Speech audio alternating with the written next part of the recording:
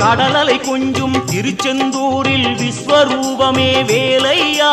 பழமுதி சோலை அறுபடை வீடும் புண்ணிய தரிசனம் முருகையா திருநீர் அணிந்து வரும் போது நெஞ்சில் நிம்மதி பிறக்குது கந்தையா சுகனே சிவனார் மகனே உன்னை பாட பாட சுகமாகுதையா வேல் முருகா அரோகரா அரோகரா வேல் முருகா